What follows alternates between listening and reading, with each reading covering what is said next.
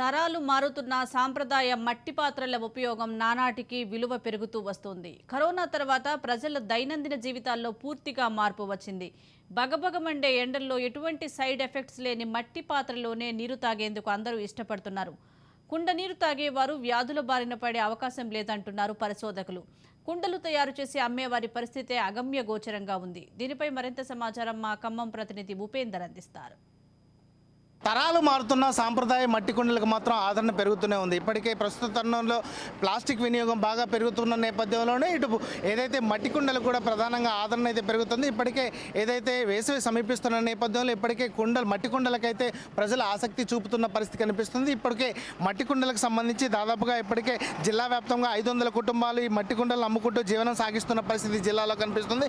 ప్రధానంగా ఇప్పటికే వేసవికి ముందుగానే ఈ కుండలను మాత్రం అమ్ముతున్న పరిస్థితి కనిపిస్తుంది. వారందరూ కూడా ఏదైతే జిల్లా వ్యాప్తంగా ఉన్నటువంటి ప్రజలు కూడా మట్టి కుండల వైపు అయితే ప్రధానంగా ఆసక్తి చూపుతున్నారు. ఇప్పటికే ఏదైతే కరోనా నేపథ్యంలో కరోనా వచ్చిన తర్వాత ఇప్పటికే ఏదైతే సాంప్రదాయ ఆహార పదార్థాలు అదేవిధంగా సాంప్రదాయ మట్టి పాత్రల్లో ఆహారాలు తీసుకోవడానికి అయితే ఎక్కువగా ఆసక్తి చూపిస్తున్న పరిస్థితి కనిపిస్తుంది. ఈ నేపథ్యంలోనే ఇప్పటికే జిల్లా వ్యాప్తంగా ఉన్నటువంటి మట్టి కుండలకు ప్రధానంగా ఆదరణ పెరుగుతుంది.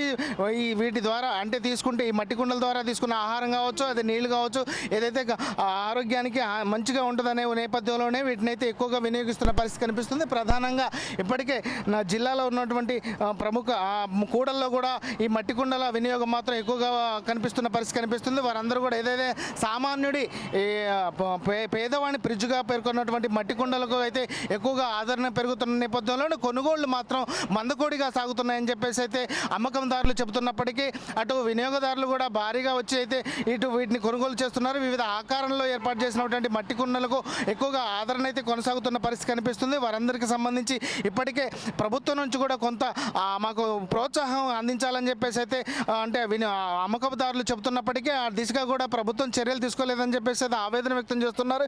ఇప్పటికే ఏదైతే కొనుగోలు అమ్మకందారులు మనతో ఉన్నారు వారిని అడిగి అసలు ఏ విధంగా ఉన్నాయి, గత సంవత్సరాలు ఏ విధంగా ఉన్నాయి, ఇప్పుడు ఏ విధంగా ఉన్నాయి అనే విషయాన్ని వారి మాటలను అడిగి తెలుసుకుందాం. చెప్పండి అమ్మా, ఎప్పటి నుంచి మీరు ఈ కుండల వ్యాపారం చేస్తున్నారు? నేను 30 ఏళ్ళ సంది చేస్తానండి. మాకు లోన్ లేదు, దారి చూపించడం లేదు, ఒక కొట్టు లేదు, ఏది లేదు. ఇదే రోడ్డు అమ్మట అటు తీసేది ఇడి పెట్టుకోవడం, ఇడి తీసేస్తే అటు పెట్టుకోవడం అట్నే చేస్తాను. ఎవరెవరో వచ్చిండ్రు, ఫోటోలు దిగినారు, లోన్ కోసం అన్నారు. మేము ఇక్కడ అమ్ముకున్న వాళ్ళకి మాకు లోన్ ఇవ్వలేదు, ఎవరేమి ఇవ్వలేదు.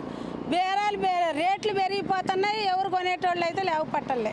అంటే గత సంవత్సరంలో ఎట్లుంది రేట్లు, ఈ సంవత్సరం ఎలా ఉంది? పోయిన సంవత్సరం కొంచెం పర్వాలేదు, ఈ సంవత్సరం ఇంకా దిగజారిపోయినట్టుంది. ఇంతవరకు బేరాలు అందుకోలే, ఇంకా బేరాలు కావట్లే. ఇంకా అంటే మీరు ఏం కావాలని కోరుకుంటున్నారు? మాకు లోన్లన్నా కొట్లు కట్టించి ఎక్కడన్నా మాకు దారి చూపిస్తే బాగుంటుంది. వాళ్ళు అటు తీసేస్తాను, వీళ్ళు ఇటు తీసేస్తాను, రెడ్డు పోవడానికి అవకాశం లేకుండా ఉంది. మేము 30 ఏళ్ళ సంది నయాబాద్ స్కూల్ గోడెమ్మటి కుండల కొట్లు పెట్టుకొని బతుకుతున్నాం.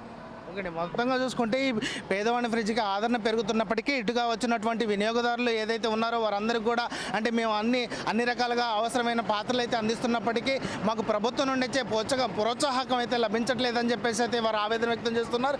ఇప్పటికే ఏదైతే ప్రధాన కూడల్లో ఉన్నటువంటి తమనైతే నిర్దాక్షిణ్యంగా అటు అధికారులు కూడా తీసివేస్తున్నప్పటికీ తమ జీవనం కోసం అయితే ఇటువంటి వ్యాపారాన్ని అయితే సాగిస్తున్నామని చెప్పేసి అయితే అమ్మకందారులు అయితే చెబుతున్న పరిస్థితి కనిపిస్తుంది.